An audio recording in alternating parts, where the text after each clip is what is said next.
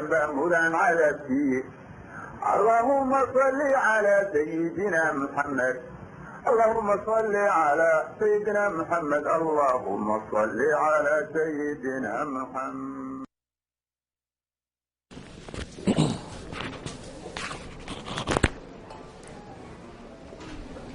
بسم الله الرحمن الرحيم الحمد لله والصلاة والسلام على رسول الله اللهم وفقنا لما تحب وترضاه وبعد موضوعa kan dhibaatooyinka dhalinyarada haysta waa mowduuc aada u muhiima marka dhan laga eego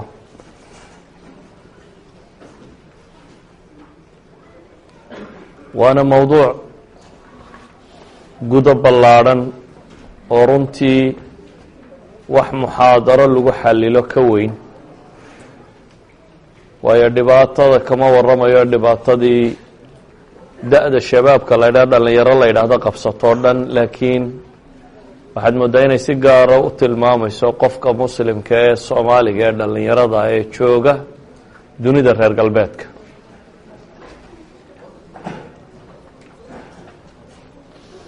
waxaa aada u kala fog waxa aan dhalinyaronimada ka sugaynay iyo cumriga wakhtigaa joogaa waxa uu gooyo qiimaha uu leeyay iyo waaqaca ama nolosha aan hadda joogno sida ay tahay waa laba shay oo runtii kala durugsan sidaa awgeed intaanan mushkilaadka ka warramin waxaan ka warramayaa dhalinyaronimada iyo halka looga baahanyay inay joogto marka aan tilmaamo meesha laga rabo inay joogto ayaa waxaa muuqan doona meesha aynu joogno inta ay leeg tahay ama si ay u jirto halkii aynu hiigsan lahayna hadafka ahayd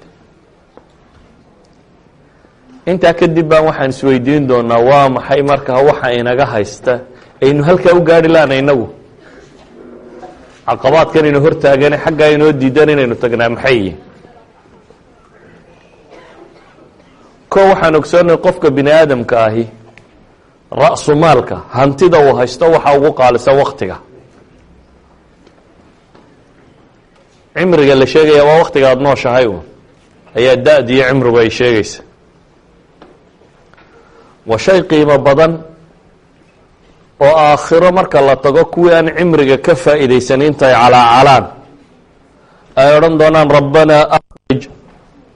rabbanaa akhrijnaa nacmal صaalixا غayra aladii kuna nacmal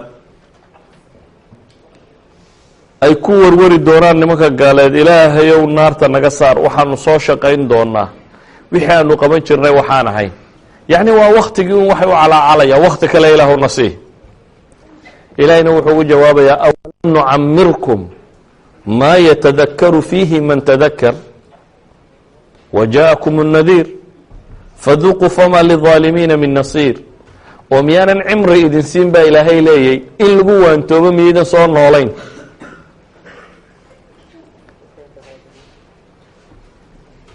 waxa uu nebigu inoo sheegay salawaatu ullaahi wasalaamu calayh xadiidka imaamu tirmidi warinaya xasanu صaxiixa uu ku tilmaamay sheekh albanina xasanka ku sheegay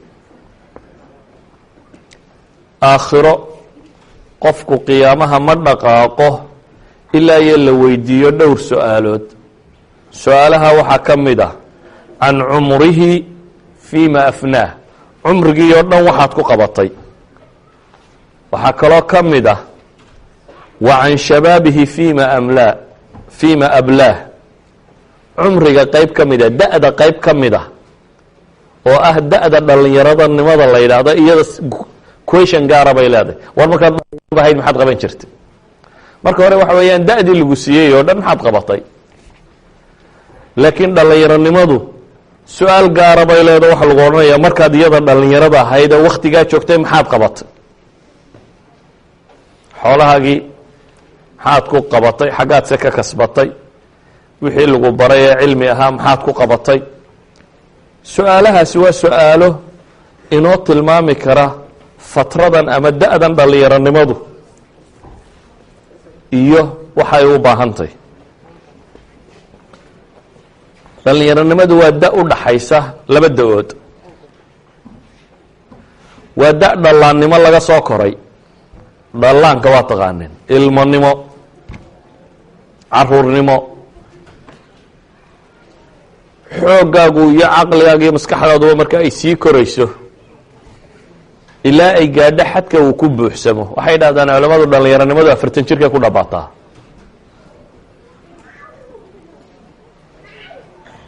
da-da intaa u dhaxaysa, allahu aladii khalaqakum min ضacfin ثuma jacala min bacdi ضacfin quwa ثuma jacala min bacdi quwati ضacfa washayba yakhluqu maa yashaa wa huwa alcaliimu اlqadiir. ilaahay baa le wax dacfi baan idinka abuuray, dabeetana xoog baan idin siiyey, xoogga dabadiiba haddana liidnimo kale laydiin celiyey. dhalinyaronimadu waa wakti qofku uu xoogan yahay, maskax ahaan uu soo korayo, jidh ahaan uu soo korayo. sida awgeed waa wakti khatar ah. khatarta uu leeyahay waxaa ka mid ah, hadday dayacanto dhalinyaronimadu waa lama soo qaban karo. noloshaada inta dambe khatar badan bay ku sugantay. ummad waliba waxaa la yidhaahdaa dhalinyaradeedu siday u eg tahay unbuu mustaqbalkeedu u ekaanaya inta badan.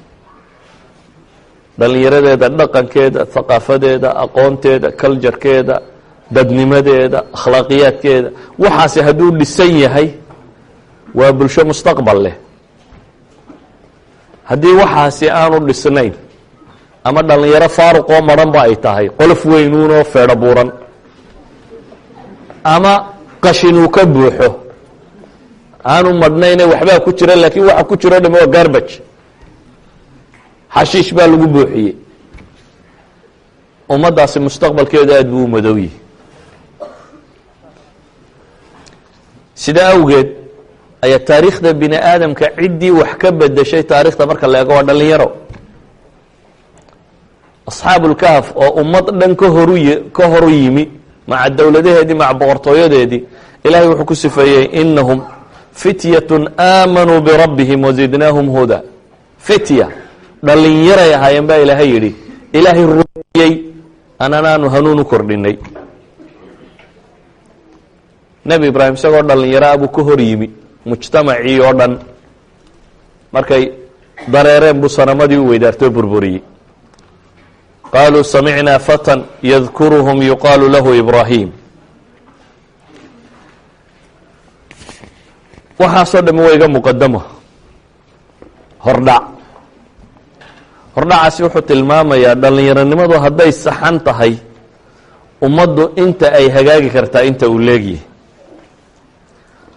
aan sawir idinka siiyo saxaabadii nebiga salawaatu ullaahi wasalaamu calayh ee dunida tan xagga kale u gediday. mawaasiintii dunida taallay oo dhan, wixii wax lagu qiimayn jiray oo dhan raggii dabagediyey. hadday dagaaltay, hadday cilmitay, hadday aqoontay, hadday xadaaratay, hadday dadnimotay, hadday dhaqantay. saxaabada markaa maqashaan ma odayaalba u haysataan? dhalinyaray ahaayeen, dhowr iyo 10 jiro, dhowr iyo 20 jiro ay ahaayeen nimankii dunida dhanka kale u dhigay.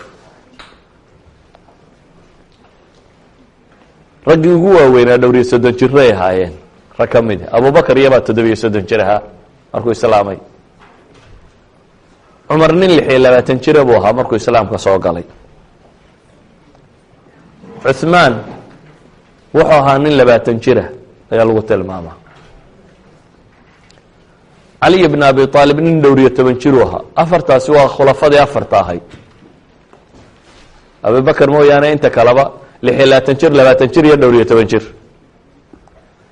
sacd ibn abi waqaas 17 jir buu ahaa. suhayb arumi waxaa lagu tilmaamaa 19 jir buu ahaa. zayd ibnu xaarisa waxaa la yidhaha 20 jir buu ahaa. abu cubayda caamir ibnu jaraax shaam ninkii furanayey waxaa lagu tilmaamaa sanad buu cumar ka weynaa, 27 jir buu ahaa meelaha. cabdiraxmaan ibnu cawf iyo bilaal iyo qoladaasaa roobka ku jirtay oo 30 jiray ahaayeen. alarqam ibnu abilarqam waxaa lagu tilmaamaa inuu ahaa maxay kutubu taarikh qaar baa yidhahda 11 jir baabuu ahaa, qaarna waxay leeyihin uu ka yaro rooraan 12 jir buu ahaa. ragga kani waxay ahaayeen rag yaraantoodii taabo galay, iyagoo yaryar bay wax fahmeen, iyagoo yaryar bay mabaadi qaateen, iyagoo yaryar bay mas-uuliyad dareemeen, dabeetana mas-uuliyaddii bay xambaareen. sidaa awgeed caliy bn abi aalib markuu ciidamada muslimiinta hogaaminayay nin dhallinyaraabo khaybar iyo dhulkan markuu furanayay, dhallinyaray ahaayeen, raba inay jihaatamaan, raba inay khayr sameeyaan.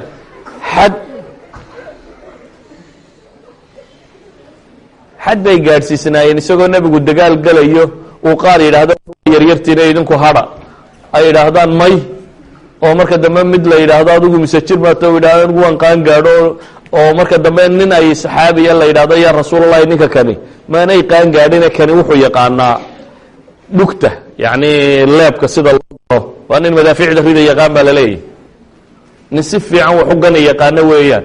markaasaa la yidhi ninkan wax gani garanaya isagu ciidankaa iska soo raaco. nin kaloo saxaabiya istaago wuxuu yidhi ilaahay rasuulkiisiiyow kaa aad u ogolaatay inuu dagaalamo, anna isagaa xoog badna markaanu iskala dhulku maandhigaya, mar qura ima legdi karo, ballegdama baa la yidhi.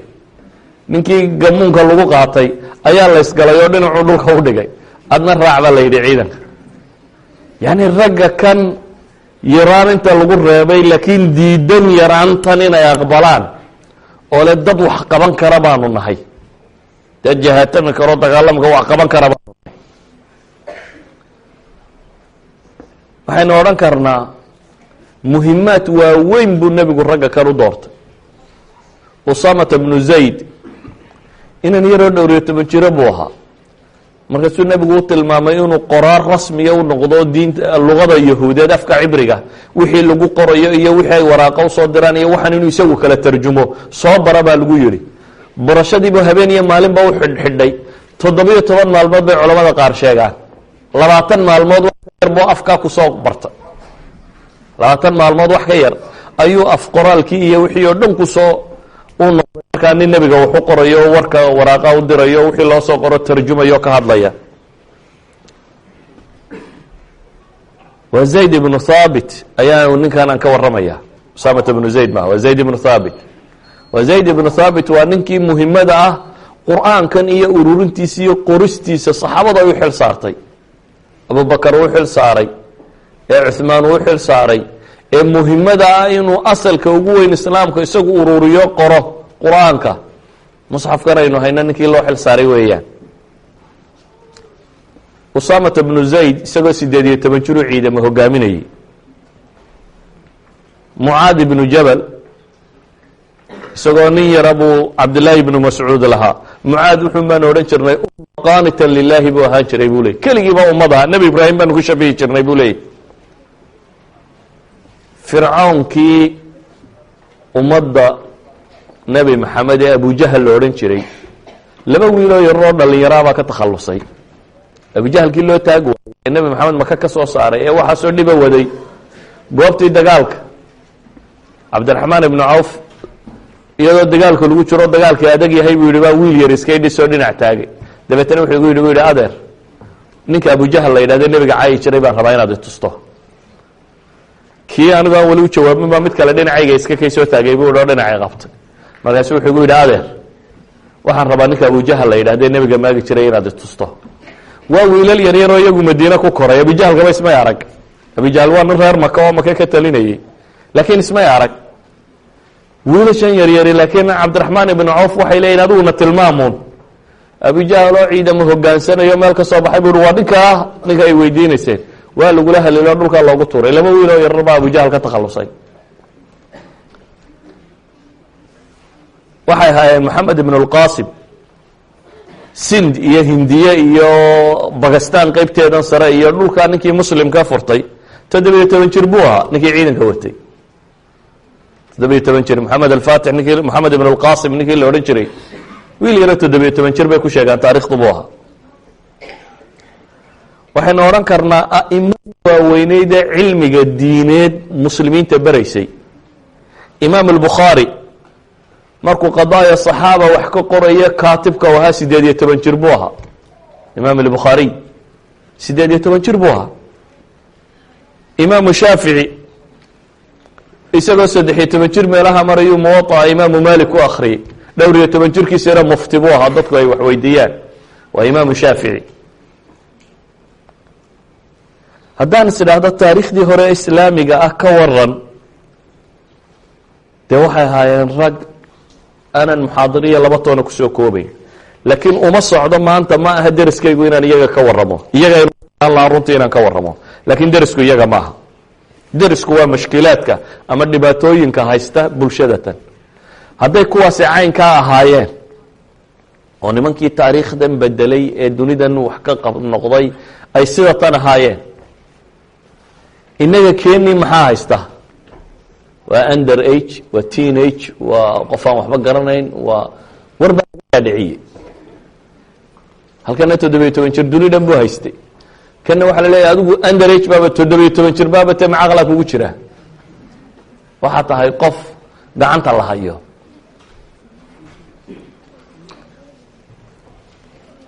mushkilaadkan dadka haystaa markaa waa maxay isweydiinta leh? war maxay isbedelay? ma inagaan aadamina dhalin? ma iyagaa nooc gaaro si gaara loo dhalay ahaa? may, waxa ahayn bashar caadiyo weliba intaad adigu heshay qaar badan oo ka mid ah aanay helin. saxaaro lama degaa ku soo koray, meel baad iyo biyaba ku yaryihin, oo habeenna la qado habeenna wax la helo, cunaduba aanay wax weyn ka ahayn. adna maalintii 3 jeer baad ayaa diliqdaa. dhalooyinka yaryare sharaabka laga cabaana shandadaada kama baxaanba. waa maxay markaa dhibaatooyinka dhallinyaronimadan haysata? waxaan leenahay dhibaatooyinkan haysta waa badan yihiin. maadaama ay badan yihiin oo aanan ka wada hadli karin, waxaan isku dayayaa inaan dhowr ka mida tiltilmaamo.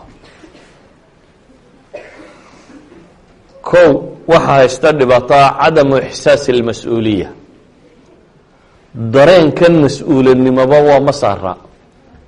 dareenka ah qof mas-uuloo dunida wax ka bedeli karaba haddaan ku qanco maanta mustafa oo miskiin yaroo madow oo soomaaliya ka yimi oo wax badan kala garanayno, dee uu ninkaa cad inaad isaga shaqaysa ama iska daba socoto ma adigu dunida maxaad ka qaban karaysaa? waxaad cunto un raadi. haddaan ku qanco macnaheed waxa weeyaan intaanan dhiman baan dhintay, geeridu intaanay iman horteed baan dhintay. isla mustafihii yaraaye madoobaye soomaaliya ka yimi anigoo ah, haddaan rumaysto in dunidan xiliga saaran yaan wax ka bedeli karana waxbaan bedeli karaa. haddaan rumaysanahay in dunida waxaan ka bedeli karo. waxaan dhegaysanayay nin ka mida nimankan madmadow ee maraykanka ah oo markaa bulshadiisan madow dhiiri gelinaya oo le waxaa laydinka dhaadhiciyey in nin madoobi weligiiba mid la dulaysto caynkan oo war weligan baynu ilmo boqor ahayn buu yidhi. markaasu wuxuu soo tiriyey dad madmadow oo madax ahaan jiray iyo waa ka ilaa xad intuu xadgudbay uu yidhi isagu aragtidiisa nebi cadba maynan maqleen, nebiyadoo dhami kalar bay ahaayeen, middle eastka iyo afrika meelahaas may ka soo baxeen buu leeyo, nebi indha buluuyiba kuma jirin buu soo taagay. waxaan maxaa ku kalifay? wuxuu rabo inuu dadkiisan u sheego war weligiin baa rag dhalay ahaydeene tahay dib u rumaysta. dabeetana caruur ay sidaa u tababareen buu marka dambe microphone la dhex marayaano markaas laleeyahay wuxuu leeyahay anigu weligayba aabbayaashay oo ay ahaayeen kings. qofka rumaysan reerahoodii aabbayaashii inay talin jireen isna wuxuunbu ismoodaa inuu talin karo. qofka laakiin rumaysan weligoodba in la gumaysan jiro cagta hoostooda lagu hayo ay ducafo ahaayeen. soomaalidu maxay u qab weyntay? reer walba islaantu caruurteeda waxay ugu sheekaystaa berigii ay guulaysteen iyo reerahoodii beri ay qaar kale geel ka qaadeen. nin waliba afku taagaya markaa wuxuu isleeyahay idinkuma geela qaadi jiray. waayo reer walba islaamtu ilmahan yar uga sheekaysay intii geele awowyadoodu qaaday iyo goobahay wax dhiciyeen iyo goobahay jabeen ninna looga sheegin. beri dambe aad weynaatun baad ogaanaysaa beryo reerkiina la jabiyey. laakiin waxa ka dambeeyey tarbiyadani waxay ahayd in qofkan yari inuu meel raganimo taalla ka dhashay in la baro. therefore uu is idhaahdo mustaqbalka adna waxbaad qaban kartaa.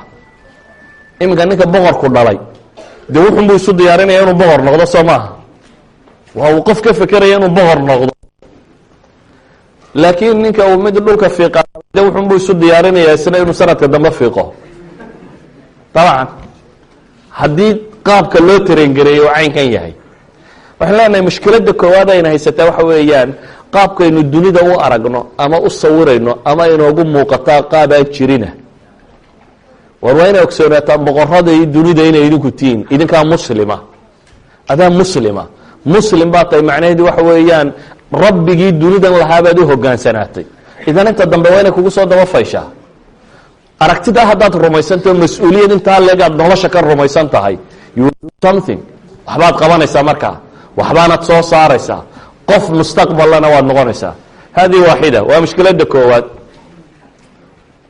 iyo sidan laydin yasay ee laydin tuujiyey ee qof yaroo madoob oo qaxoontiyo oo soomaaliya ka yimi aad isu qaadatay taa meel iska dhig waa kitaabka qolo kala do adigu kitaabka reerkiinu akriyo akrise ahaa inaad nin raga tahay oo wax iska dhicin kara hadihi waaxida masalada labaad waxa weeyaan nicmadii ayaynu niqmo u aragnay waa laba erayo af carabiya nicma waa barwaaqo waa shaygii lagu barwaaqaysanayey oo loo arkay inuu yahay dhib iyo kadeed maxaan uga jeedaa mas'alat alfiraaq firaaqa ma taqaanaa jaaniska waktiga ninka dhallinyaraday waxay ahayd markuu wakti helo inuu ka faa'iidaysto nimco ilaahay siiyey u arko inuu wakti isbeera oo aanu waxba ku qabanin inuu haysto inay nimco u aragto laakiin haddii waktigu xanuun kugu noqdo ka waran aad tidhaha iskuulkiina oo fasax wax allaaliya waxaa qabta habeenkaa caawaa garan maayo discotiga ma qabanaa mise filimka qabanaa xaggaynu waktiga kusoo dillaa marka aan kubad iska daawano tv-ga inoo shid maantao dhan uu tv hoos galgasho unoo kolle kaa ka rog 200 janal kolle kaa ka rog meel wiil yari boodboodayo oo heesayo ama mid caag loo buufiyo kubad eryayo ama wuxuun inuu eego nicmadii uu haystay ayaa qofkii ula